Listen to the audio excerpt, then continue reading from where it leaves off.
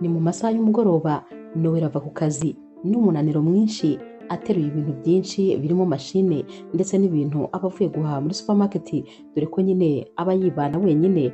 Agimara gufungura rero mama we yahise amuhamagara, maze yitaba iyi telefone mu buryo rwose atabonaga n'uko ayifata kuko amaboko ye yose yari afashe ibintu.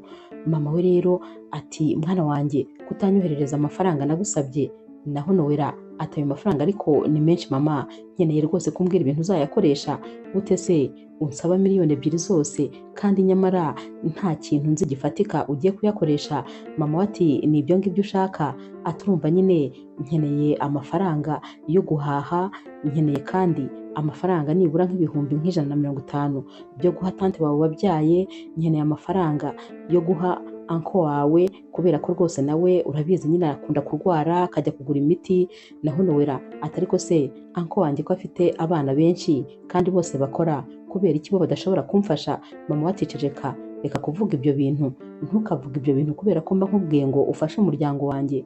Naho Noella ati ariko nawe abana be nyine bakabaye bamfasha, none se ubu nzafasha umuryango wose mbishobore? Tekereza, ari babyara bawe abantu bose ni njyewe baba bareba, kandi nyamara nanjye amafaranga mbona ntabwo ari menshi kuko ubu business ntabwo ziri kugenda neza. Ikindi kandi nanjye mba mfite ibintu byinshi bindeba mba ngomba kwishyura. Naho mama we rero ati none se si wowe udashaka umugabo? Ubu iyo uza gushaka wagira ngo uba ufite ibyo bibazo byose, umugabo wawe ntabagufasha muri ibyo bibazo by'amafaranga ufite? Noella ati hoya rwose ibyo byo byihorere mama, sinabikubwiye se ko nzaba nshaka n'ubundi ntaho ndi kujya? Naho rero mama we ati ahubwo ukivuga ibyo ngibyo muri weekend nzaza kukureba maze tumarane weekend tuganire, ndashaka kuzahitamo mu bagabo bose mfite kuri liste naguhitiyemo. Naho rero Noella wari wumvise bino binakumva rwose ntabwo yashakaga kubyumva. Yabwiye mama ati ariko mama nawe ibyo bireke rwose, ntabwo ari ngombwa ngo nshakire umugabo kubera ko mfite umukunzi. Sinabikubwiye se ko mfite umukunzi kandi uri serious? Mama we ati hoya rwose uwo mukunzi ni fantome ndabizi, none se umukunzi utamvugisha, umukunzi ntarabona, ubwo bundi uwo nguwo arahari? Naho Noella ati arahari rwose mama, arahari kandi ntuzirirwe rwose unshakira abandi bagabo. Mama ati ubwo rero nari ngikomeza nyine kukubwira iby'amafaranga nkeneye. Yakomeje kumubwira. Noella agera aho ngaho araruha, yaragiye ajya muri dushe arakaraba ararya. Mama we akimubwira iby'amafaranga ajya mu buriri maze arinda anasinzira. Mama we akivuga ku buryo yasigaye ari kuvugira kuri telefone wenyine. Yabwiraga Noella ibibazo by'amafaranga maze Noella rwose agata umutwe. Ku rundi ruhande rero Akim ni umusore wahoze akundana na Noella, gusa nyine baba baratandukanye, ariko nyine ntabwo rwose baba barebana nabi kubera ko iyo bahuye barasuhuzanya ndetse bakanaganira rimwe na rimwe nyine iyo bibaye ngombwa ko bahura. Hanyuma rero Akim aba yibereye mu kazi. Uyu munsi rero papa we amusanga nyine muri biro maze akamusaba amadosiye amwe n'amwe. Akim arayamuha maze papa we agahita amubwira ati ndabona nyine harimo ibituzuye, uze kubyitegereza neza maze byose ubisoze. Ati ahubwo se ku rundi ruhande mama wawe rwose amereye nabi, ngo hashize amezi 2 yose akuguriye impeta ugomba kwambika umukunzi wawe. Niba yaranayanze uzayigarure nyine ubimubwire ko yayanze, ariko rwose areke gukomeza kumbaza impamvu utazana fiance wawe. Naho rero Akim yahise amubwira ati papa impeta rwose yarayemeye nta kibazo, ibintu bimeze neza. Nyamara iyo mpeta yavugaga ko yemeye n'uyu munsi yari ayifite mu mufuka kubera ko nubwo bayimuguriye ariko nta mukunzi yari afite. Ubwo rero yari yabeshye nyine mama we ko afite umukunzi kugira ngo bamuhe amahoro kuko rwose bari bamurembeje. Papa rero yahise amubwira ati niba yarayemeye rero ni byiza cyane, noneho ndifuza ko nyine wazamutumira akazaza tugasangira mama wawe akamubona maze agatuza, kubera ko rwose bari kumbwira ngo tugiye kuzava ku isi ngo tugusige nta nakuzukuru tweretse. Abahangayitse cyane. Akim rero yaracecetse ariko yumvise ko nyine ibintu bimukomeranye kubera ko uyu mufiance yari yemeye ntawe yari afite. Yari ari kwibaza rero aho azamukura kugira ngo amuzane, byamuyobeye. Weekend rero ntabwo yatinze kugera. Mu masaha y'igitondo yagiye kumva yumva telefone ye irasonnye, uwo nyine ni Nowela, maze arebye asanga ni mama we. Telefone yahise ayubika ati oya rwose, nizere ko kandi atanzindukiye muri iki gitondo n'ubundi ambwira iby'amafaranga. Yanze rero kumwitaba, mama we akomeza kumuhamagara ariko ntiyamwitaba. Akigera ku kazi rero asistante we yahise amubwira ati mama wawe yakomeje kumpamagara kuri telefone ntabwo ari kurekera. Naho rero Nowela wari warakaye ati ahubwo mbonye impamvu rwose izajya ituma noneho mwihorera kandi nkumva ntibimbabaje, mama wanjye antera stress cyane. Yahise yicara rero maze batangira kwivuganira nyine iby'akazi na asistante we. Mu kanya gato yarongeye kandi arahamagara, noneho Nowela yabuze amahitamo maze aritaba. Mama we yahise amubwira ati ndi mu nzira nza kukureba. Nowela yumvise yarira kubera ko rwose nta visite ya mama we yashakaga, yari abizi nyine ibimugenza. Gusa nyine nta yandi mahitamo yari afite kuko yaramubwiye ko ari mu nzira. Yahise yikomereza akazi ariko yumvaga ahari atari buze gutaha mu rugo kuko yumvaga atazi ikintu cyo kumubwira. Mu masaha make rero mama wa Nowela yongeye kumuhamagara maze amubwira ko nyine ageze mu mujyi neza. Nowela rero yagiye kumufata ariko yari afite amavarize menshi. Hanyuma bageze mu rugo Nowela yaramubajije ati none se mama, aya mavarize yose ko wagira ngo uzamara hano umwaka? Naho rero mama we ati n'ubundi ntabwo nzi iminsi nzahamara kubera ko ngomba kuzataha, ari uko rwose icyanzanye kirangiye. Nowela ati none se wazanywe n'iki? Mama we ati ndashaka guhura n'iyo fantome y'umufiyanse wawe, noneho akagusaba akanagukwa, ubundi nyine mukazakora ubukwe. Bitabaye ibyo ngibyo ntabwo rwose nzava hano. Nowela rero umutima wamuvuyemo ati nibyo se bikuzanye? Mama we ati cyane. Ati urakeka ari iki kindi cyari kuba kinzanye? Nowela ubwoba bwaramwishe kubera ko umushari yabeshyaga afite ntawe yari afite. Yibazaga rero ukuntu noneho azabwira mama we ko bya bindi yamubwiye nta bihari, maze rwose akumva neza umutima umuvuyemo. Mu kanya gato rero mama wa Nowela yagiye kureba mu gikoni cye maze ajya muri firigo ye. Yahise amubwira ati none se nuko firigo yawe imeze, nta byo kurya biba birimo? None se wa mukobwa we ntabwo ujya uteka? Naho Nowela ati hoya, ntabwo njya nkunda guteka kubera ko ninjye uba hano njyenyine. Ubwo rero iyo nkeneye kurya ndabikomanda bikansanga mu rugo maze nyine ngafata amafunguro. Naho rero mama we ati ukomanda ibyo kurya muri resto? Niyo mpamvu rwose ubura amafaranga yo kuduha? Ni ukubera ukuntu amafaranga uba yapfushije ubusa? Ntubizi se ukuntu amafaranga nyine yo gukomanda ibiryo aba ari menshi? Naho rero Nowela aturabizi neza ko icyo atari cyo kibitera. Yari ari kumureba nyine nkaho yakamubwiye ati ni wowe untera ibi byose. Mama we ati none se nushaka umugabo utekereza ko uzajya ubigenza gute? Uzajya ukomeza se ukomanda ibyo kurya? Naho Nowela ati icyo gihe tuzashaka umushefu kuko rwose azaba akenewe. Mama we ati nyamara niyo mpamvu wa mufiyanse ujya umbwira yanze nyine kugushyira mu rugo, ni uko yabonye uri umukobwa w'umunebwe. Nowela rero yahise yigendera nyine ava hano mu gikoni kuko yabonaga mama we ari gukomeza kumubwira amagambo kandi atari meza. Nowela rero yarebye ukuntu mama we amutesha umutwe maze asanga rwose atari bubashe gukorera akazi mu rugo ku munsi uri bukurikire kubera ko ubundi muri wikendi yakoreraga mu rugo. Uyu munsi rero yabonye bitari bushoboka rwose maze ahitamo kuza kujya ku kazi n'ubundi akaza kuba ariho akorera kuko yabonaga mama we atari bumuhe amahoro habe na gatoya. Yarabyutse rero aritegura maze agiye gusohoka. Mama we ati none se mwana wanjye no muri wikendi urakora? Naho rero Nowela ati cyane. None se uba ubona ko amafaranga unsaba nayakura he ndamutse ntakoze? Mama we ati ahubwo n'ubundi hari ibyo nashakaga kukubwira. Yatangira kumubwira ibibazo byo muri famiye nabyo bishaka amafaranga. Nowela ati nibyo byonyine se? Naho mama we ati nanjye nyine ndashaka amafaranga yo kwiyitaho nk'umumama. Nowela ati nta kibazo nyine reka njye gukora kugira ngo ayo mafaranga nyabone. Mama we ati hoya buretse gato. Yahise akura rero agenda mu isakoshi maze aramubwira ati mwana wanjye rero hano nyine harimo abasore 50, ugomba gutoranyamo umwe, ariko nanjye naragufashije maze ngutoranyirizamo nka 20. Ubwo nawe nyine ushobora gutoramo maze rwose ugahitamo uzakubera umugabo.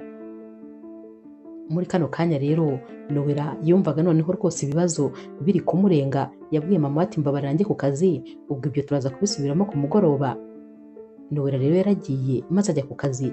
Yarakoze arakora koko, kubera ko yumvaga atanashaka no kuza gutaha. Yahamagaye asistante we aramubaza ati harya ntiwambwira resto ikora amasaha 24 ku yandi? Yashakaga nibura kuza kuva ku kazi kugira ngo nyine bataza kubona ameze nk'uwaraye muri biro, maze akajya nibura muri resto akaba ariho akorera akazi ke, kuko yumvaga adashaka gutaha ngo asange mama we agikanuye maze yongera amuhate ibibazo nk'ibyo yamuhase. Umu asistante we rero yahise amushakira nyine resto idafunga rwose, irara ifunguye ijoro ryose. Yaragiye rero maze ajya muri resto.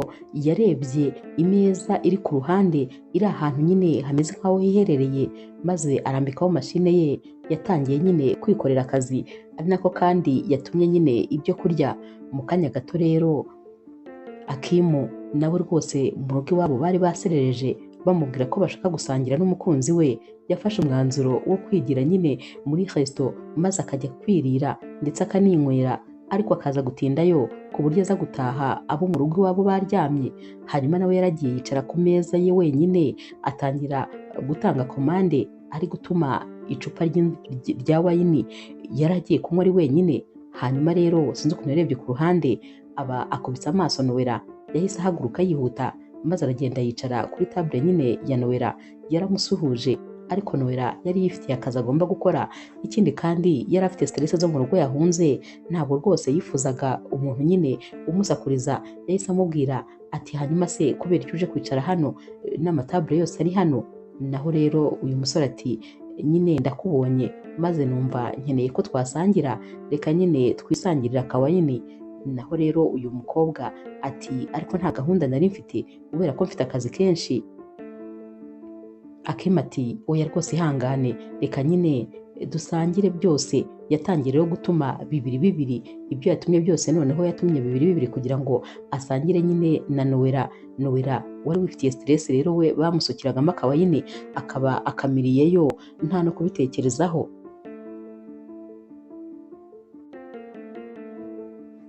Nowela rero yakomeje kumubaza ati ariko se ubundi kubera iki uhisemo kuza hano?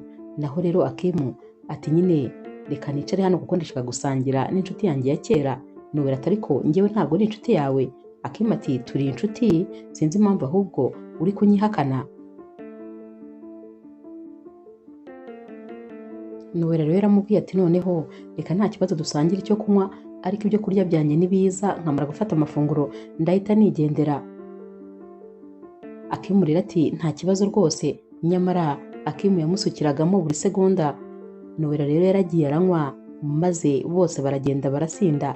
Batangiye noneho guseka, iby'akazi biba birarangiye, batangira kwiterera story z'abantu nyine bameze nk'abadahari. Akimu rero yatangiye kuvugisha ukuri nyine buri kintu cyose. Isaha yari igeze yo kugira ngo avugishe ukuri. Yatangiye kubwira Nowela atumva ati ntabwo wakumva ukuntu nyine mfite isoni zo kujya mu rugo. Ati mama wanjye naramubeshye ngo mfite umukunzi, atarangije angurira impeta ngo nzayimwambike. Ati ubwo ngubwo ndanamubeshya ngo impeta umukunzi wanjye yarayemeye, bansaba ko muzana mu rugo ngo dusangire, kandi ntawe mfite. N'ubu ngubu impeta ndayigendana, none se nzayambika nde? Naho rero Nowela yarasetse nyine, nawe yari yasinze. Ati impeta urayigendana? Ati none se mama wawe yakuguriye impeta uzambika umukunzi? Ati ahubwo se ubwo urumva hari umukobwa uzakwemera umwambitse impeta mama wawe yaguze? Kuko ngubwo yaguze impeta mbi, impeta za kera zidasobanutse, urumva hari umukobwa uzayemera? Naho rero Akimu ati hoya ntabwo ariko bimeze. Ati nyine ati reba impeta mama yaguze. Ubwo ahise ayikura mu mufuka maze ayereka Nowela. Nowela nubwo yari yasinze yarayirebye, ariko abona neza ko iyi mpeta ari iy'agaciro, ari impeta nziza cyane. Atoya ntibishoboka. Ati none se mama wawe niwe wabashije guhitamo iyi mpeta? Akimu ati cyane, mama wanjye yari yaravuze yuko umukazana we ari we uzamugurira impeta, kandi rwose urabona ko yamuguriye impeta ihenze. Naho rero Nowela ati ndumiwe ndatangaye. Ati ariko ni nziza cyane. Ati none se ati nambareho ndebe? Naho rero Akimu ati nta kibazo rwose iyambarira urebe. Nowela rero yarayambaye maze abona rwose iranamubereye. Akimu akajya amubwira ati wagira ngo ahubwo mama yayipimye mu rutoki rwawe irakubereye cyane. Ariko kubera ko bari basinze ntabwo Nowela yigeze abasha kongera kuyikuramo, bakomeje kwinywera na ya mpeta akomeza kuyambara. Mu kanya gato rero Nowela yatangiye kumera nk'urakaye, naho rero Akimu ati hanyuma se umeze neza? Nowela ati umva mama wanjye rwose arandembeje, mama wanjye ntatuma mpumeka, mama wanjye ankuramo amafaranga n'ayo ntakorera akayaha nyine umuryango we, inshuti ze, ubanza n'abaturanyi bose. Tekereza ko ari njye nkemura ibibazo by'aba anko bose n'abatante n'abakuze bose, ni abo bose ninjye baba bareba. Tekereza noneho sinabo gusa, n'inshuti ze n'inshuti zazo n'abaturanyi bose, mama wanjye rwose ararengera angeza ahantu. Naho rero Akimu ati none se biracyameze nka kera, aracyagukora bya bindi yagukoraga? Naho rero Nowela ati cyane rwose. Akimu ati mama wawe neza na papa wagira ngo baravukana? Ati papa wanjye rega nawe ni nkaho ariko ameze. Atuzi ko papa wanjye nta na rimwe arambwira ko nakoze ikintu ngo anshime ambwire yuko ikintu nakoze ari cyiza. Ati tekereza na kera tukiga najyaga ntwara ibikombe ngatwara imidari, ariko nta na rimwe yigeze ambwira ko hari ikintu cyiza nakoze ngo maze anshimire. Ahubwo buri gihe ambwira yuko uretse gukora muri kampani ze nta handi hantu nabasha gukora, kuko nta wundi muntu wanyemera nyine kubera ko ntashoboye. Batangiye guseka rero bati ubundi ababyeyi bacu iyo baza kuba barishakaniye byari kuba ari byiza rwose. Mama wanjye akunda amafaranga cyane, yari kuzajya ayakuramo papa wawe. Nowela ati noneho ikirenze kuri ibyo kiri no kumbangamira kurusha ibindi byose ni uko mama noneho yazanye ajenda yuzuyemo amazina y'abasore ngo ashaka ko mpitamo umwe. Tekereza ko ashaka ko nimariya ku ngufu. Nanone rero Akimu yahise aseka ati ariko ababyeyi bacu wagira ngo bafite ikibazo, ubundi kubera iki bashaka ko twimariya ku ngufu? Aba bombi rero barabisetse nyine, kuko ababyeyi babo bari bafite ibintu byinshi rwose bahuriyeho. Byasaga nkaho aba bombi ubuzima bari gucamo buri kugenda busa neza neza. Aba rero kubera gusinda byageze aho banibagirwa ko ari aba exe, ahubwo nyine ahari bagira ngo barakundana. Batangiye kwisomanira, batangira kwigira mu rukundo, mbese baragiye baba couple neza neza. Hanyuma rero mu gutaha bose batashye nyine kwa Akimu, dore ko nyine nta bwenge rwose Nowela yari agifite, nta nubwo yari akiri gutekereza. Yatahanye rero na Akimu maze nyine bajyana iwe, gusa wagira ngo rwose bamaze nk'imyaka bakundana. Ntabwo ari kumenya yuko batandukanye kandi hashize igihe batandukanye. Hanyuma rero byabaye ngombwa ko bose barara ahangaha kubera ko nyine bari baranasinze cyane. Baryamye nyine kwa Akimu. Mu gitondo Akimu yakangukiye hejuru yumva abantu bari gukomanga. Yagiye kureba rero maze ahita asanga ni mama we ndetse na papa we. Yaratunguwe ati hanyuma se ko mubyukiye aha? Mama we ati mwana wanjye naguhamagaye kuri telefone inshuro nyinshi maze rwose ndakubura, kubera icyo utafataga telefone? Akimu ati ntakubeshya mama, nta nubwo nzi ngo telefone yanjye iri hehe. Naho rero mama we ati rero nahangayitse nyine nibajije ikibazo waba ufite. Akimu ati none se kubera iki mwese muje hataje umwe? Naho rero mama we ati nyine njye na papa wawe rero twateze rwose. Papa wawe ari kumbwira ko nyine umufiyanse wawe ashobora kuba yarakwanze, nanjye nkamubwira ko atakwanga kubera ukuntu uri bogari.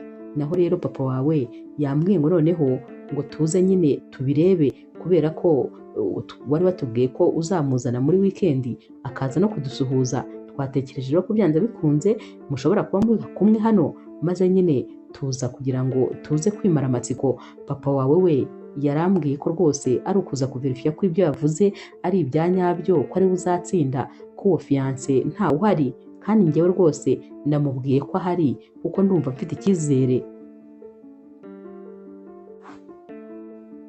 Bakiri muri ibi rero Nowela wari ukangutse yahise abyuka nyine aza muri salo kugira ngo aze kureba ko yabona Akimu. Yaje rero ari kwibyingira mu maso, ari nako ari guhamagara ati Akimu. Nyamara yarebye neza afunguye amaso maze abona muri salo hari ababyeyi ba Akimu ndetse nyine na Akimu yahise agira isoni rero kubera ko nyine yari yambaye imyenda yo kurarana, yahise abasuhuza ariko atabegereye ati mama mwaramutse neza, papa mwaramutse neza. Naho rero mama wa Akimu yahise areba nyine uyu mukobwa ubona atangiye kumwenyura. Akimu rero yashatse nyine kumupresenta akitangira ati ni, naho mama we yahise amwuzuriza ati ni fiance wawe. Yahise anatambuka maze aragenda ahobera rwose cyane Nowela anamwishimiye ati witwa nde? Nowela ati nitwa Nowela. Ati uri mwiza cyane, ufite izina ryiza, mbese uri umukobwa mwiza witwa neza. Yatangiye gufata Nowela maze akajya yongeraho izina ryabo rya famiye. Ati mbega ukuntu bijyanye, ati ariko rwose umuhungu wanjye azi guhitamo. Naho rero papa wa Akimu we yari yabuze aho areba, akajya arebana n'umuhungu we maze akayoberwa nyine ibibaye. Mama we rwose ibyishimo byari byamwishe, ari kureba uyu mukobwa akareba ubwiza afite maze ibyishimo bikamurenga. Nyamara Nowela we rwose byari byamuyobeye, yari ari kwibaza impamvu mama wa Akimu ari kumwita fiance wa Akimu. Nyamara Akimu nawe byari byamucanze nyine, bose wabonaga babuze icyo bavuga. Mama we rero yahise abwira papa we ati hanyuma ubu ngubu ntutsinzwe, ugomba kunyishyura kubera ko urabona ko natsinze. Nari nabikubwiye ko rwose ahari, sinzi impamvu ahubwo utashakaga kunyumva. Naho papa ati ndatsinzwe rwose kandi icyo ushaka cyose ndagikora. Nowela rero yahise ababwira ati mwatubabarira se njyewe na Akimu tukavuganaho gatoya. Nabo nyine barababwiye bati nta kibazo mwagenda mukavugana. Yahise afata akaboko Akimu maze bajyana mu cyumba.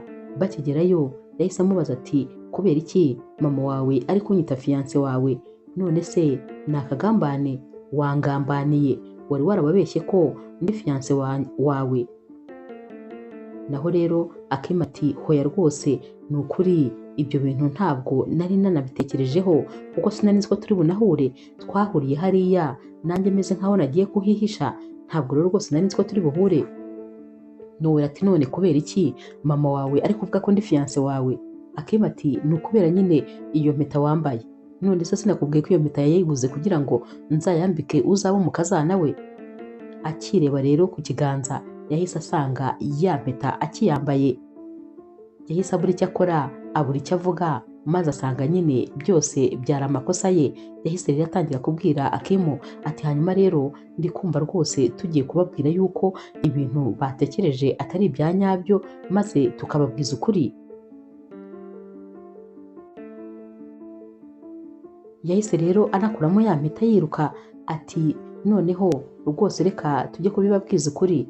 Naho rero Akimu ati mbabarira wikora ibyo bintu, reba ukuntu mama wanjye yishimye, urabona atahita yicwa n'agahinda, kandi ni ukuri ntabwo rwose nshaka kwibabariza umubyeyi. Nowela ati hanyuma se uratekereza ko biri bugende bite? Akimu ati hangane nibura uyu munsi gusa, nibura witwe fiance wanjye uyu munsi gusa. Naho rero Nowela ati urabizi neza yuko uri mu bantu rwose ntashobora kwemera kubera fiance niyo yaba ari isaha imwe. Urabizi ko ntashobora kukubwira yego, urabizi ko niyo yaba ari wowe wenyine usigaye ku isi ntakwemera. Naho rero Akimu aseka atari ko urabizi ko nijoro rwose twari tumeze neza, urabizi ko wansomaga umbwira ko ndi mwiza kandi ko rwose unkunda unyishimiye, none urabihinduye se? Naho rero Nowela ati nuko nyine twari twasinze, ibyo byose nabikoreshwaga n'inzoga, ntabwo nabikoreshwaga n'ubushake bwanjye. Akimu ati nyine ihangane n'ubundi ntacyo biri bugutware, ababyeyi banjye rwose bave hano batamenye nyine ibiri hagati yanjye nawe. Bakiri muri ibyo rero telefone ya Nowela yarasonnye, nyamara yari mama we. Akiyireba gusa maze Akimu agakubitaho amaso akabona ni mama we, yahise ayimwambura ahita yitaba ashyira ku matwi ati mwaramutse neza mama. Naho rero mama wa Nowela ati mwaramutse. Ati none se wowe urinde? Naho rero Akimu ati ndi fiance wa Nowela. Mama ati uri fiance wa Nowela? naho rero Akimu ati yego, ati gusa nyine utubabarire kuba atabashije kwitaba telefone zanyu kubera yuko naraye mwambitse impeta ku mugoroba, hanyuma rero twatwawe nyine no guserebura, hanyuma ntitwagira ikintu na kimwe twitaho, byabaye ngombwa nyine ko tumarana ijoro ryose kubera ko twari turi guserebura kuba namwambitse impeta. Ari kuvuga ibi ngibi mama wa Nowela ibyishimo byari byamwishe, yahagurutse ari kubyina, nyamara Nowela we yari ari gukubita intoki, ubona nyine byamurenze ukuntu uyu musore ari kubeshya nta n'icyo rwose bimubwiye, kandi nanone ntabwo nyine yari kumwaka telefone ngo amuvuguruze.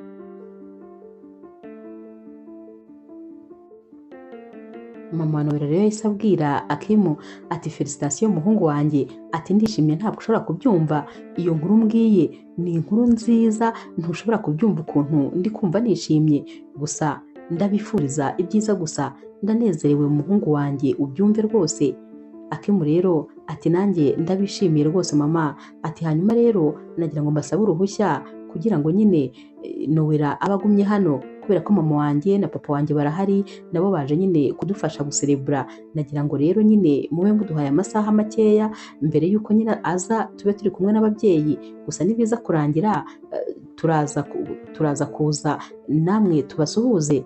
Naho rero mama wa Nowela ati ndishimye cyane, ati wowe ntugire ikibazo, nashaka naguma aho ngaho, nashaka rwose azafate n'ibintu bye yimukira aho ngaho mutangire kubana, none se si umugore wawe, nta kibazo rwose kibirimo. Naho rero Akimu ati murakoze cyane, ubwo turaza kuza kubasuhuza kandi ni ukuri turabishimiye. Naho mama wa Nowela ati nanjye ndabategereje, amatsiko ni yose yo kureba umukwe wanjye kandi rwose nanjye ndabishimiye. Akimu rero bavuye kuri telefone yahise yongera afata ya mpeta maze afata ku rutugu Nowela ati sheri, wabyumvise se ibyo mama wawe avuze? Yarangije rwose kuduha umugisha, ongera ahubwo wambara impeta yawe. Ese yongera arayimwambika, noneho kano kanya nta mahitamo Nowela yari afite, habe rwose n'akanya na gato. Kano kanya rero nta mahitamo Nowela yari asigaranye kuko ibintu byari bigeze ku rundi rwego.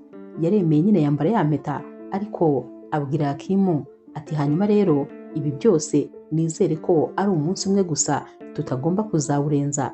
Naho rero Akimu ati nta kibazo rwose, ni umunsi umwe gusa. Bose nyine barabyumvikanye ko bagiye kuba abafiyanse, ariko umunsi umwe gusa kugira ngo babashe kwikiza ababyeyi babo.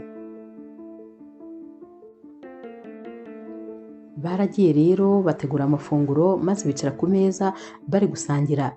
Mama rero wa Akimu yabajije Nowela ati hanyuma se hashize igihe kingana iki uziranye n'umuhungu wanjye? Naho rero Nowela ati hashize imyaka 8 tuziranye kuko twamenyanye tukiga kuri kaminuza. Mama ati imyaka 8 yose? Ati none se hashize igihe kingana iki noneho mukundana? Naho rero Akimu ati hashize amezi 8.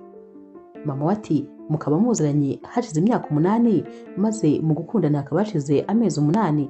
Naho rero Nowela ati yego, njye namukunze guhera ku munsi wa mbere duhura, ariko we nyine yagiye abigendamo gakeya cyane, kumbwira ko ankunda, kunyereka ko ankunda, nyine yabigenzemo gake cyane ku buryo hashize amezi 8 ambwiye yuko ankunda. Mu by'ukuri inkuru bari kuvuga zasaga n'ukuri kuko iyo myaka niyo yari ishize baziranye, byasaga nk'aho inkuru bari kuvuga ari za nyazo.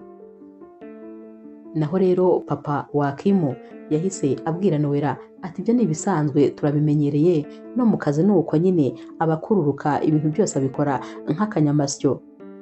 Bose rero bahise bijima bareba uyu mupapa nyine wari uzanye ibintu bidahuye rwose, ndetse ari guca intege uyu mwana w'umuhungu. Naho rero Akimu ati ariko papa, ntabwo ari byiza ko twazana icyo kiganiro cy'akazi, kandi twari turi kuganira ku bindi, twakabaye nyine twishima uyu munsi, ntituvangamo ibintu nyine bitubangamira. Nowela rero yahise abwira papa wa Akimu ati ariko ni ukuri ubanza Akimu muri kuvuga atari we jyewe nsanzwe nzi, kubera ko Akimu nsanzwe nzi ni umusore w'umuhanga ukorana umuhate kandi ukora cyane rwose kugira ngo ibintu byose bigende neza, umusore ushobora no kwitangira akazi biramutse bibaye ngombwa ariko umusaruro ukaboneka.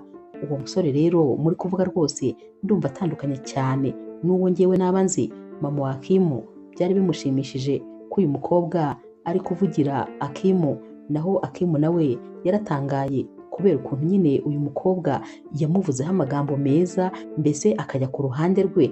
Gusa nyine Nowela yari azi Akimu kurenza undi muntu uwo ari we wese, ndetse ibi yavugaga ni nabyo yari amuziho, nubwo nyine batari barashoboye gukomeza gukundana, ariko ntabwo byari bibujije ko amuziho ko rwose ari umusore ushoboye mu bintu byerekeranye n'akazi. Papa rero wa Akimu yahise avuga ati ndabona rwose abonye nyine undi mama we uzajya umuvugira, kubera ko mama wa Akimu yahoraga ari ku ruhande rwe. Ati ndabona abaye mama wa kabiri. Naho rero Nowela ati cyane rwose, kubera yuko hanze nyine ni umukozi wawe, birumvikana ni n'umuhungu wawe, ni byose byawe umufiteho uburenganzira, ariko hano ni mu rugo rwacu. Iyo ari hano rero aba ari umwami mu rugo iwe. Mama we yahise azunguza umutwe nyine nk'uwemeza ati ibyo avuze nyine ni ibya nyabyo. Naho rero Akimu we yari yumiwe, yari yabuze ikintu avuga, yacecetse kuko yabonaga uyu mukobwa yihagije mu kumusubiriza papa we, kubera ko rero ibintu byose bari babiziranyeho. Niyo mpamvu yamusubirizaga papa we neza rwose nta n'ubwoba afite. Nowela rero kandi yahise ashaka ko iki kiganiro bakivamo, maze ahita ahindukira atuje cyane, yitegereje Akimu maze atamubwira ati mukunzi, ibyo kurya se wabikunze? Biraryoshye. Naho Akimu wari watwawe n'amagambo Nowela yari ari kuvuga, byasaga nkaho rwose atari gutekereza neza, yabaye nk'ukangutse. Ati yego nabikunze, biraryoshye cyane. Nyamara wabonaga ibitekerezo byamurenze, yarebaga ukuntu uyu mukobwa ari kumurwanirira, ari kujya ku ruhande rwe, maze rwose akabitekerezaho cyane. Ati uzi ko wagira ngo ni fiyanse wanjye bya nyabyo, uzi ko wagira ngo ni umugore wanjye. Bashoje rero gufata amafunguro ndetse no kuganira, maze nyine bagiye gusezera, bagiye gutaha, Nowela yabwiye rero mama wabo ati mumbabarire cyane ku myitwarire nagize, nuko nyine iyo hagezweho umugabo wanjye sinzi aho bituruka, kugira ngo nyine numve nyine ngomba kumurwanirira. Naho mama ati oya rwose wikwiriye gusaba imbabazi, humura ibyo wakoze ni ibya nyabyo, ugomba kurwanirira umugabo wawe igihe cyose. Ahubwo ikintu gitangaje ni uko rwose nasanze urenze kure ibyo nari niteze, urenze kure ku byo nari niteze ku mukazana wanjye. Nowela rero aramubwiye ati murakoze cyane mama wa Akimu, ati ahubwo ndifuza ko njye nawe twazihurira undi munsi, maze tukiganirira tugasangira turi babiri. Naho rero Nowela ati nta kibazo rwose. Mama wa Akimu kandi yahise abwira Akimu ati muhungu wanjye, uyu mukobwa ari spesiyale, nizere ko rwose utazarangara cyangwa ngo ukore amakosa maze agucike. Uramenye, ntuzamureke agenda, ntuzamuhombe mu buzima. Naho rero Akimu ati yego rwose mama, ntabwo nzamuhomba. Mama we rero yamubwiye ko nyine yabishimiye, ndetse yishimiye guhura n'umukazana kandi ko yamukunze. Bakimara gutaha rero Akimu yahise abwira Nowela atumva wantunguye, uzi ko wagira ngo byari ibya nyabyo neza neza, nari numiwe. Naho rero Nowela ati wabibonye rero ko nahagaze neza, nizere ko nawe utari buze kunsebya, nizere ko mama wanjye ari buze kubona ko ari ibya nyabyo, kubera ko mama wawe we rwose yankunze yanabishyigikiye. Naho rero Akimu ati humura, ntabwo ndi buze kugusebya, gusa buriya papa wanjye we kuva wagiye ku ruhande rwanjye warangije kuba umwanzi we. Naho rero Nowela ati ibyo ntacyo bimbwiye, wagira ngo se icyo yaba ntekerezaho ari cyo kimbwiye? Mfa kuba nzi nyine buri kimwe cyose, niyo mpamvu nanjye namusubizaga nyine nta kibazo mfite, kubera ko byose wamaze kubimbwira. Aba bombi rero bari bari guseka nyine agakino bakinnye, kuko babonaga bisa nkaho neza neza ibintu bakoze ari ibya nyabyo, nta muntu n'umwe wabasha kubakeka. Bahise rero bitegura kugira ngo bajye kureba mama wa Nowela. Bageze rero iwabo wa Nowela, mama we agikubita amaso uyu musore w'ibogari, yahise rwose atangira guseka. Yaraje rero aramuhobera, maze akireba ku biganza by'umukobwa we, kubera ko mu gitondo bari bamubwiye ko bari bamwambitse impeta, yahise abona impeta nziza cyane, maze ahita afata ikiganza arakiyegereza ati ibyo ndi kubona se ni ibya nyabyo, iyi ngiyi ni diyama ya nyayo? Naho rero uyu musore yahise amubwira ati yego. Mama rero wa Nowela yahise abaza ati none se ubihagaze agaciro k'amafaranga angahe? Naho rero Akim ati ihagaze ibihumbi 23 by'amadolari. Uyu mumama rero akimara kumva ayo mafaranga yahise arekura ikiganza cya Nowela kuko yari yumiwe, ati ayo mafaranga yose umukobwa wanjye ubu ngubu ayambaye ku kiganza? Naho rero Nowela wari uri guseka ati yego rwose. Mama ati mbega impeta nziza, ati mwana wanjye uri umunyamahirwe, none se burya bwose wari ufite umugabo w'umukire gutya ukaba wari utarabimbwira? Nowela rero yari yacecetse. Naho rero Akim ati mama ndakeka nyine iki cyari cyo gihe cyiza cyo kugira ngo tubibwire ababyeyi, gusa mutubabarire nyine ku mugoroba washize kuba nyine atabashije gutaha. Mama ati oya rwose nta kibazo, si uwawe se? Nta kibazo habe na gitoya, ahubwo nyine reka njye kubategurira ikintu muri bufungure. Yari yishimiye rero umukwe cyane, byari byamurenze. Noneho si nawe wikundiraga amafaranga, yari abonye umusore uyafite bya nyabyo. Ibyishimo rero byari byamurenze. Akim rero agiye gutaha, Nowela yashatse gukuramo ya mpeta ngo ayimuhe, amubwira ati ndakeka nyine umunsi warangiye, imikino y'urukundo yarangiye. Naho rero Akim ati oya sheri, ukwiriye kuba uyambaye kubera ko ntabwo wabona ikintu usobanurira mama wawe ko impeta yakunze mu masaha yashize kano kanya utakifite. Nta kintu wabona umusobanurira, ahubwo nyine wiyigumanye indi minsi, hanyuma nanjye nzajya nigira nkaho ndi fiance wawe, ntugire ikibazo. Bari gusezeranaho rero Akim yagiye kubonabona mama wabo ari kubareba. Yahise rero atangira gusoma uyu mukobwa Nowela, ari nako amwongorera ati mama ari kutureba. Bakomeje gusomana nyine nkaho bakundana kubera ko bari babizi neza ko ari kubareba. Hanyuma rero Akim yahise amubwira ati mukunzi, hanyuma rero mwakoze kunyakira neza, umugoroba mwiza, ubwo turi kumwe. Ari nako nyine akomeza agenda amubwira ko amukunda. Mama wa Nowela rero we yari ari kwivugisha ati mbega ukuntu umukobwa wanjye yagize amahirwe akabona umusore w'umukire kandi umukunda.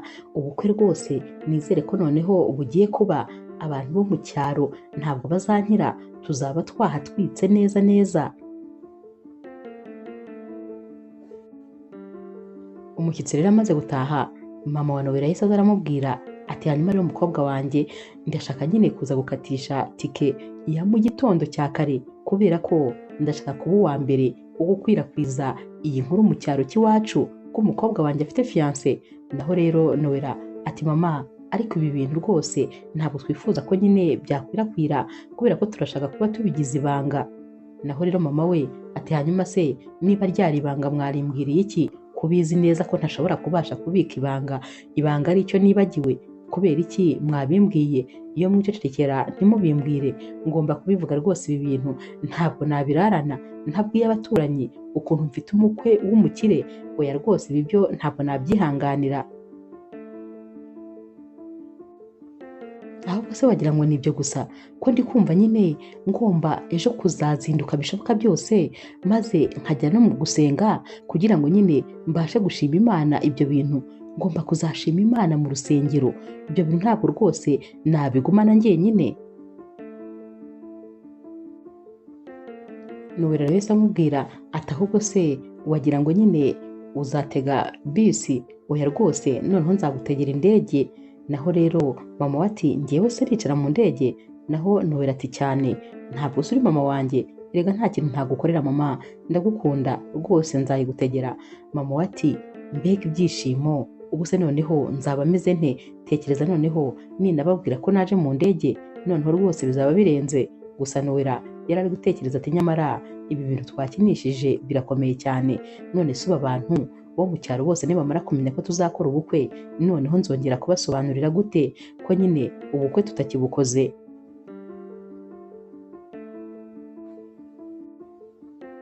Mu masaha y'ijoro rero Akimu yahamagaye Nowela ati none se umugore wanjye ameze neza? Naho rero Nowela ati uratangiye kandi ati impeta yawe se yaba yatumye nirirwa neza ko rwose iba yiriwe inteza ibibazo? Naho rero Akimu yarasetse ati nyine rega njyewe ndi umugabo uzi kwita ku mugore we, ngomba kumenya uko wiriwe nkamenya uko umeze, ahubwo se mabukwe we ameze ati?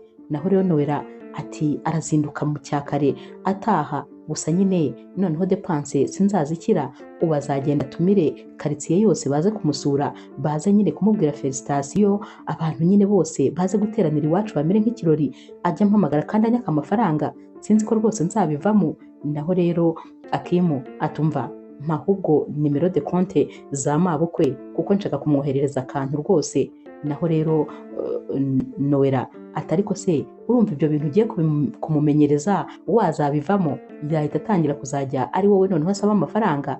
Naho Akimu ati nta kibazo, si mabukwe se, mfite inshingano rwose zo kumwitaho, ahubwo mpa nimero de konte ze rwose mwihera akantu maze azabone n'icyo yakiriza abo bashyitsi. Bavuye rero kuri telefone, Akimu yari ari kwisekana wenyine ati sinzi impamvu ndi kumva ibi bintu nifuza ko byaba ibya nyabyo, maze uriya mukecuru akaba mabukwe bya nyabyo, kandi nyine na Nowela akaba umugore wanjye bya nyabyo. Umunsi wakurikiye rero Akimu yaje gusura Nowela, maze Nowela ahita amubwira ati none se mbwira kubera iki woherereje mama amafaranga angana kuriya miliyoni 2 zose? Natekerezaga yuko wari kumwohereza nibura nk'ibihumbi 100 cyangwa ibihumbi 200. Naho rero Akimu atariko ariya ntabwo ari amafaranga menshi. Nowela ati icyo wakoze ntabwo ukizi, none se ibi byacu turimo nibirangira maze nkatangira gukundana n'undi muntu noneho akajya amuha amafaranga makeya, urumva bitazaba ikibazo gikomeye? Akimu rero na burage nyinshi ati nyine uzakore ku buryo bitazarangira, maze nyine ako kazi ukandekere ureke nyine aba ari njye ngakomezanya. Aba bombi rero bahise baseka nyine babigize nkaho ari burage, ariko mu by'ukuri Akimu we rwose yabaga yumva akomeje, yabaga yifuza ko ibi bintu byaba ibya nyabyo. Undi munsi rero nanone Akimu ari kumwe na Nowela, dore ko bano baba bamaze kumera nkaho noneho ari inshuti kubera ko baba basigaye banatumirana bagasangira, bagatera story bakanaseka. Uyu munsi rero baba bari kwa Nowela, ari nawe kandi wateguye nyine bari gufata rero amafunguro.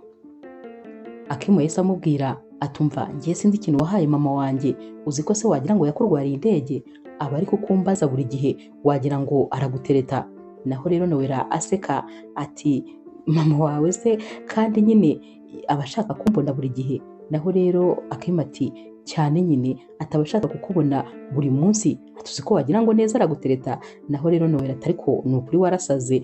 Naho rero uyu musore ati hari ikindi cyancarije se uretse wowe? Naragusariye nyine. Aba bombi bararebanye maze bahita baseka n'ubundi bintu byose kandi bakabihindura burage.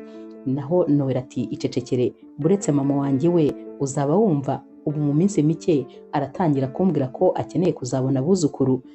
Naho Akimu atumva se kitaba ari igitekerezo cyiza, ariko nacyo nyine umuntu yagitekerezaho. Aba bombi nanone barongeye bararebana barongera baraseka. Uko iminsi rero yagiye ishira, Akimu yagiye nyine ahakeya Nowela, maze Nowela atangira gutekereza ibintu byinshi, dore ko nawe yumvaga ameze nkaho atangiye kujya mu rukundo.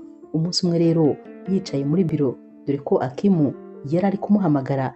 Nowela rero yaravuze ati hoya, ibi bintu rwose ngomba kubihagarika, ntabwo nakongera guha umwanya Akimu wo kwinjira mu buzima bwanjye, atazongera akancika nk'uko yancitse mbere. Nyamara ikigaragara nawe yari atangiye kumva atangiye gucika intege, ndetse rwose atangiye kwiyumvamo ku yindi nshuro nanone Akimu. Muri weekend rero Nowela yiriwe mu rugo, n'ubundi Akimu yaramuhamagaye maze Nowela aramwihorera. Yagiye kumva rero yumva umuntu arakomanze, afunguye yahise asanga ari Akimu afite n'igikapu, yinjira yihuta cyane ati madamu wanjye umeze neza se? Naho Nowela ati nde madamu wawe se? Akimu ati ni wowe, hari undi ndi kuvuga se? Nowela ati none se kuri hano? Akima ati wanze kwitaba telefone kandi nyamara nari mbizi neza rwose ko akazi kakurembeje nta mwanya ufite wo kugira ngo dusohoke tujye gufata amafunguro, ubwo rero nahisemo kuyazana hano kugira ngo tuyafatire hano. Nowela atari ko ibi bintu rwose bigomba guhagarara, ibi bintu ntabwo bigomba gukomeza. Naho Akima ati ariko njyewe ndifuza ko byakomeza.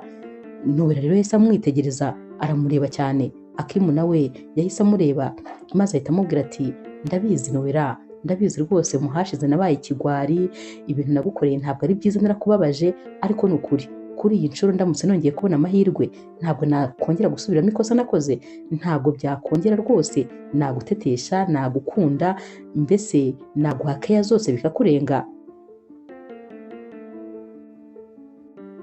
Akimu rero yahise amufata ku bitugu amureba mu maso ati ikintu cyonyine nzi ni uko ubu rwose ngukunda kandi ndagukunda bya nyabyo, rero uramutse umpaye amahirwe ntabwo rwose nayapfusha ubusa.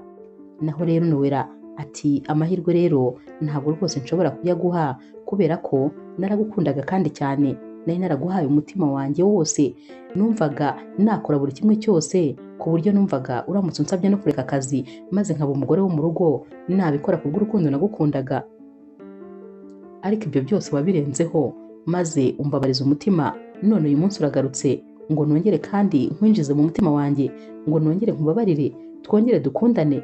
Ni iki cyambwira se ko ibyo wankoze utakongera ukabinkora? Wagira ngo se kiriya gihe ubwo dukundana nari nzi ko ibyo wakoze wabinkora? Ntabwo nari nzi ko wambabaza, sinari nzi ko wansiga, sinari nzi ko wandeka. N'ubu rero rwose wakongera ukabikora? Naho rero Akimu ati ni ukuri ndakurahiriye ko ntabikora, ahari kiriya gihe nari umwana, ahari nyine nta bitekerezo nari mfite, ariko ubu maze gukura, ubu rwose ndakubwiza ukuri ko amahirwe ndamutse nyabonye nayabyaza umusaruro. Akimu rero yahise amubwira ati ariko ndicuza buri kimwe cyose cyabaye, ni ukuri ndicuza kuba naraguhemukiye, ndakwinginze mbabarira. Naho rero uyu mukobwa yahise amubwira ati ntabwo bishoboka. Yahise afata rero ya mpeta ya Akimu maze ahita yimushyira mu biganza, arangije ahita yimupfumbatisha. Yahise amubwira ati genda nsohokera iwanjye, kandi rwose sinifuza nyine kuzongera guhura nawe, ndakuzi, ndabizi ko nta cyiza cyaguturukaho. Nyamara nubwo Nowela yavugaga ibi byose yakundaga Akimu kandi cyane, ariko nanone yari afite ubwoba bwo kuzongera kubabazwa na kano kanya. Nubwo yaramuhakaniye amubwiye ibi byose, Akimu yasohotse amarira ari kubunga mu maso, ariko nyamara na Nowela byari uko nguko, amarira yari kubunga mu maso, yumvaga rwose yenda nko gushwanyuka. Iminsi yakurikiye rero Nowela yakomeje kubura amahoro, maze bimwanga mu nda neza neza, afata umwanzuro wo kujya kureba Akimu. Yaragiye rero arakomanga, ariko akimara gukomanga yahise atekereza ati ariko se ibi bintu ndimo ubundi ni ibiki, wakwigendera. Agiye gukata agenda, Akimu yari amaze gufungura. Yahise amubwira ati oya nta kibazo turahari. Nowela rero yaramubwiye ati nari nje kugusaba imbabazi, ndakwinginze rwose mbabarira, nitwaye nabi, nakubwiye ibintu byinshi bitari ngombwa, mbabarira ni ukuri, ngusabye imbabazi ku bwa buri kimwe. Yahise rero anamubwira ati kubera ko ukunda amafunguro nateguye uyu munsi, nagutekeye kugira ngo nyine nkuzanire aya mafunguro, ni nk'ikintu niciye cyo kugira ngo ngusabe imbabazi. Naho rero uyu musore yarayakiriye ati ndayakunda cyane rwose, kandi wakoze kuntegurira, ni karibu mu nzu, nta kibazo wakwinjira maze tukaganira. Nawe nyine yumvaga ari amahirwe agize kuba uyu mukobwa aje kumureba. Bari gufata rero amafunguro, Akimu yabwiye Nowela ati keretse wemeye kuba umugore wanjye maze ukazajya untegurira aya mafunguro buri munsi, kubera ko mba numva byandenze.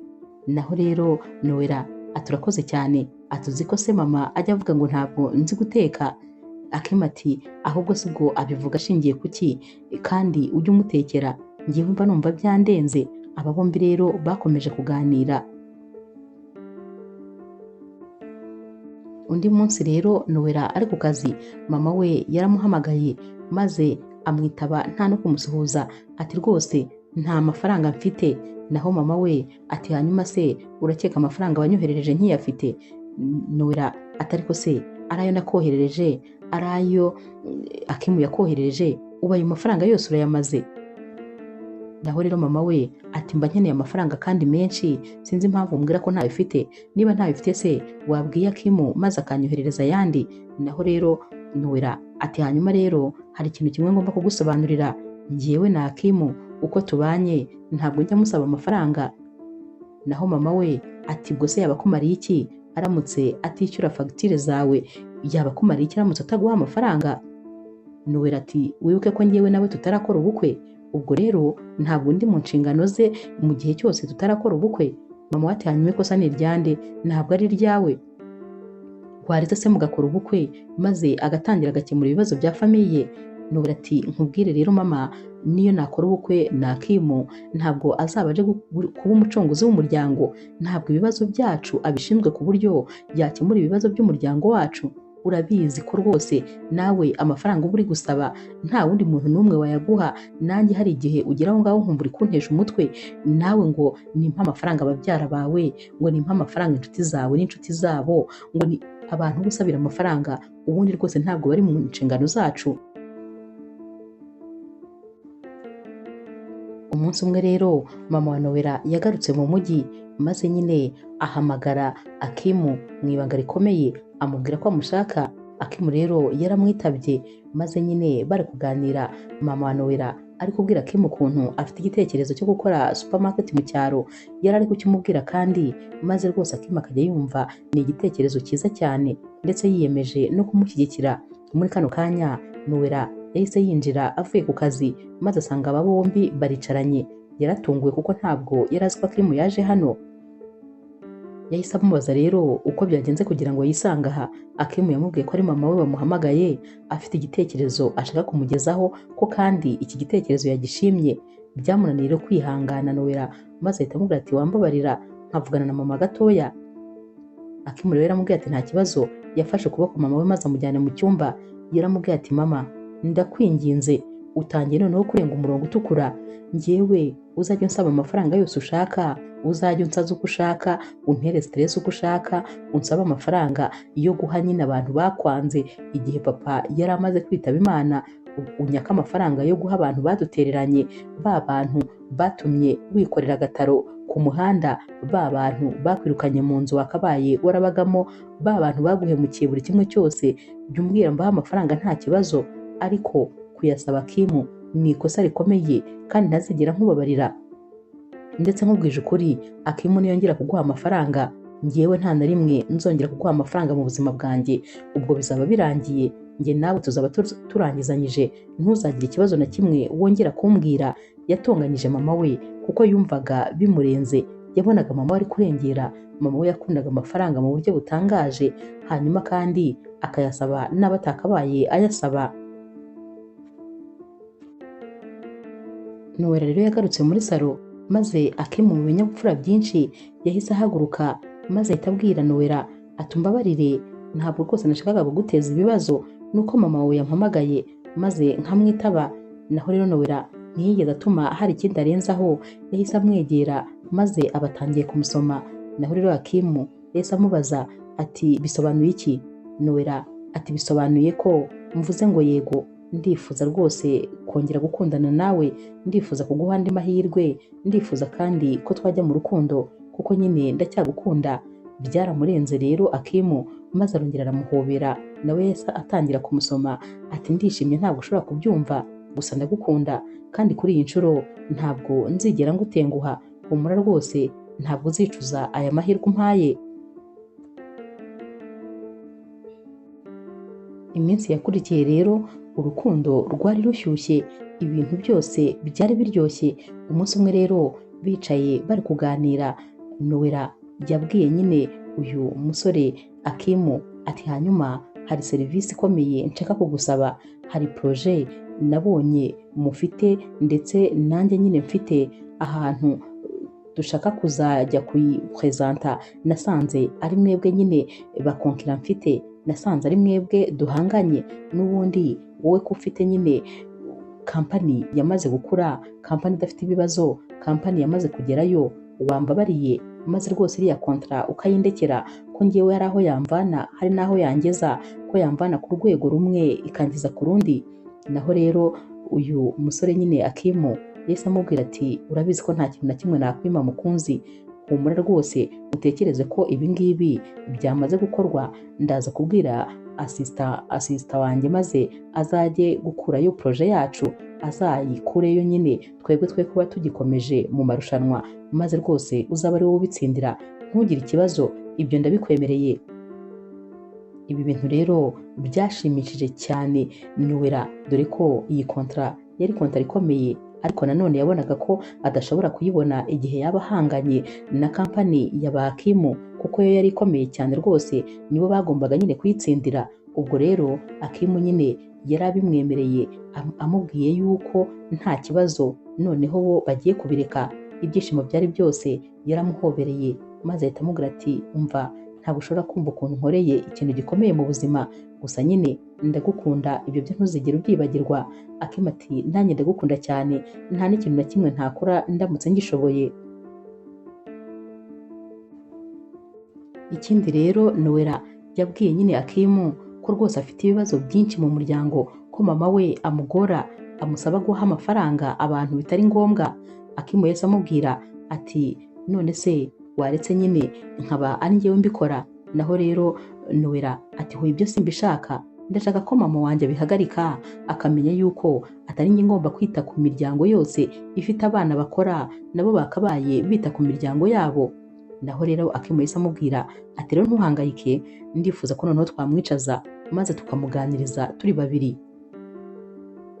Bafashe rero umwanzuro maze bajya kureba mama wa Nowela, baricaye maze rero Akimu yatangiye abwira mama wa Nowela ati mama rero ibintu ngiye kukubwira ntibikubabaze rwose, kubera ko umugore wanjye anganiriza buri kimwe cyose, yambwiye nyine ukuntu inshingano zamubanye nyinshi kandi nyamara atari inshingano yakabaye akora.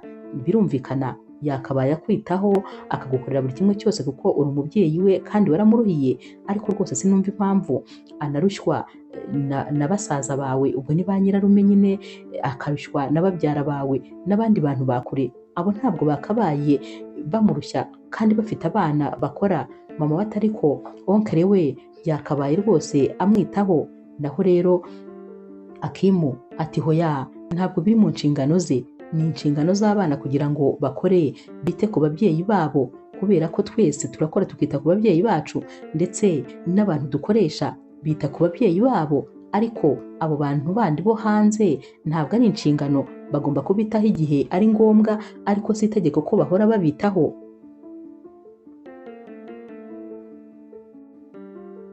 Mama wabo rero akimara gutega amatwi ibi bintu byose bamubwiye, yabwiye Nowela ati mwana wanjye umbabarire, kubera ko ndabyumvise nakugeretseho imitwaro rwose kandi itari ngombwa, umbabarire mwana wanjye. Kandi koko nibutse ko igihe ngewe nari mfite ibibazo nta mwana n'umwe wabo ngabo bo mu muryango wigeze uza kumfasha, umbabarire rwose mwana wanjye kuba narakugoye, ariko sinzongera ukundi. Ndabimenye ko nyine bitari mu nshingano zawe ku buryo mpora ngutegeka kubikora, uzajya ubikora ari uko ubishoboye, ndetse rwose wumva umutima wawe ubikwemereye kandi nanone ubifitiye n'ubushobozi.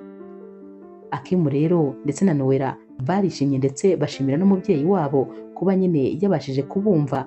Hanyuma rero Nowela aherekeje Akimu yaramubwiye ati ariko ni ukuri urarenze ukuntu wasobanuriye mama, maze rwose akabyumva neza cyane. Icyakubwira inshuro ibi bintu nari narabimubwiye, ariko ntabwo yashakaga kubyumva, ariko wowe wabivuze gusa yabyumvise neza, ndetse rwose ntiyigeze anarakara. Wabibonye ko nawe yabyemeye atanarakaye. Ndagushimiye rwose ku bwa buri kimwe.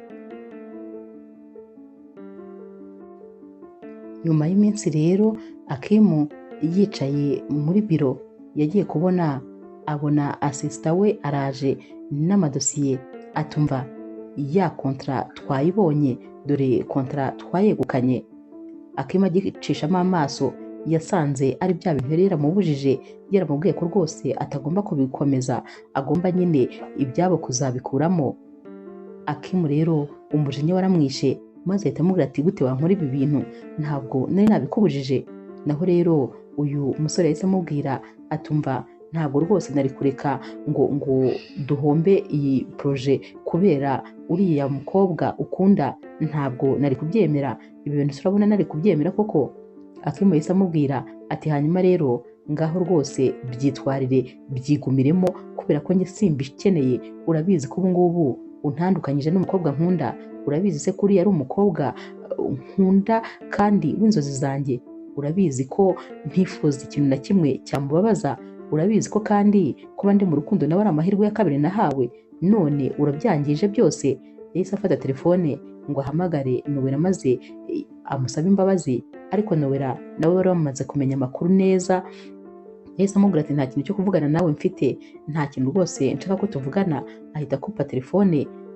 Akimu rero yabuze amahoro maze ahita aza yiruka aza kumureba ku kazi, ariko yasanze Nowela yamaze gutaha kubera ko yari ameze nk'uwataye umutwe. Akigera mu rugo yarakomanze, arakomeza arakomanga, ariko wagira ngo Nowela yari abizi neza ko ari uri gukomanga, yari yamwihoreye, nta muntu n'umwe yifuzaga gufungurira. Umunsi umwe rero Akimu yagiye gutegerereza Nowela ku modoka ye kuko ahandi hose yari yaramubuze. Nowela rero agiye kwinjira mu modoka, Akimu yahise amubwira ati ndakwinginze rwose mbabarira kuko kubera ko ibi bintu nta ruhare nabigizemo, nari nabikwemereye kandi nari nzi ko ari wowe muntu ubikwiye. Naho rero Nowela ati hanyuma se niba wari wabinyemereye kubera iki byarangiye n'ubundi iyi kontra ari mwebwe muyisinye? Urabizi neza ko wari wambwiye ko rwose ubinsezeranyije, ariko warongeye uca inyuma urongera wisubiraho. Nari mbizi ko utahindutse, nari mbizi ko n'ubundi uri wa wundi uncunga neza maze gutuza, maze n'ubundi ukongera ugashaka icyo unkorera. Nari mbizi rwose ko nyine utaba warabaye umwana mwiza. Ubu se ntuhise unyereka ikimenyetso? Gusa byose ntacyo bimbwiye kubera ko urakoze kunyiyereka no kunyereka ko ukiri wa wundi. Ibyo kandi yabivugaga afungura urugi rw'imodoka yiyinjirira yigendera, dore ko yumvaga ibintu byose uyu musore ari kumubwira ari uburyarya gusa. Ibi bintu rero byababaje cyane Akimu ku buryo yabwiye wa mu asista we atuzi n'ikindi, nuramuka udasubiye ngo wivuguruze maze uvuge yuko iyi proje itari iyacu ahubwo ari iyiriya kampani ya Nowela, ndakubwiza ukuri ndakwirukana n'ubundi akazi ukabure, kubera ko nta kintu waba umariye. Sinzi impamvu untekerereza ibyo ntatekereje, sinzi impamvu wumva ko ari wowe ukeneye kunshakira inyungu kurusha uko nazishakira. Yaramurakariye rero maze nyine ibintu rwose biba birebire. Uyu mu asista yabonye ibintu bikaze maze nyine ahitamo kujya kubwira iriya kampani ko proje batanze itari iyabo ahubwo yari iya kampani ya Nowela. Hanyuma rero basabye ko ibi bintu byose byakorwa mu mazina ya Nowela ndetse n'iyi kontra ikajya mu mazina ya Nowela kuko aribo bagombaga kuyitsindira, kubera ko nyine ibintu byose bagiye batanga byari ibye, nubwo nyine kwari ukubeshya bitari byo rwose. Proje nyine yari iyabo, ariko nanone bishinja icyaha maze bavuga ko nyine iyi proje bayibye Nowela kugira ngo ibintu bye nyine bikunde bijye ku murongo. Ya kontra rero barayihinduye maze bayishyira mu mazina ya Nowela.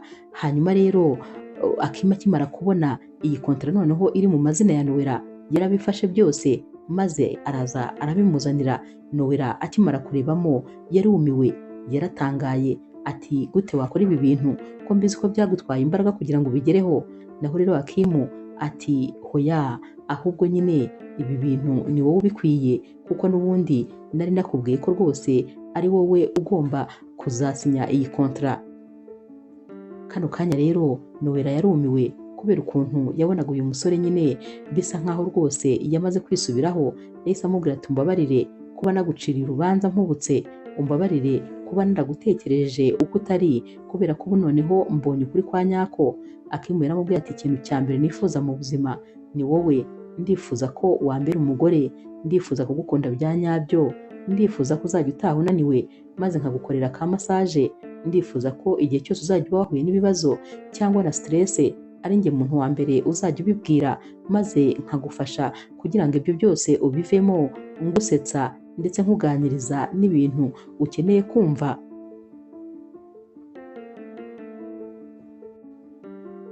Nowela rero nawe yarongeye arishima kandi nyine yongera kugarurira icyizere Akimu.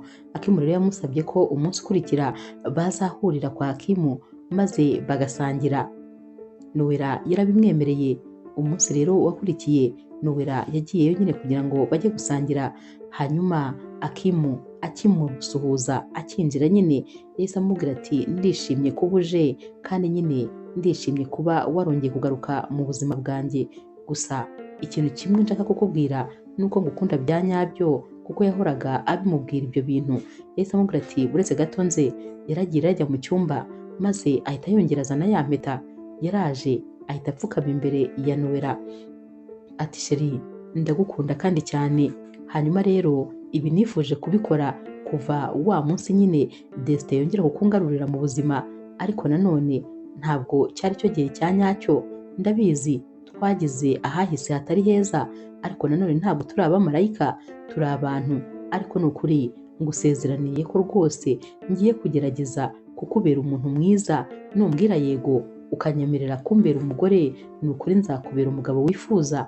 Nzakora ibyo nshoboye byose kandi ntabwo uzigera ubyicuza. Nowela rero ibyishimo nawe byari byamurenze, emosiyo zari zose. Ati ni ukuri nanjye ndifuza kuba uwawe, ndifuza kubana nawe, ndifuza kukwereka yuko ngukunda kandi bya nyabyo. Aba rero barahagurutse maze barahoberana. Birumvikana nyine ko ibyishimo byari byose. Mu kanya gatoya Akimu yatekereje ko ya mpeta akiyifite mu ntoki, maze arongera nyine ayishyira imbere ye kugira ngo ayambike Nowela. Naho Nowela atuzi yuko nari nabyibagiwe kubera ibyishimo, nari nibagiwe impamvu kano kanya turi hano. Yahise amuha ikiganza rero maze aramubwira ati ndabyemeye kukubera umugore kandi nzagukunda ndetse nkubaha ibihe byose. Yamwambitse impeta rero maze aba bombi barongera barahoberana. Ibyishimo byari byose, bari banezerewe uyu munsi kubera yuko urukundo rwari rutsinze. Inkuru yacu y'urukundo rero naha tuyisoreje. Mwakoze kuyikurikira. Niba ukunda inkuru z'urukundo zica kuri Zasha TV, ntukagende udakoze subscribe, like, share na comment. Ni inkunga ikomeye kuri twebwe. Ndabakunda cyane rero nk'ibisanzwe.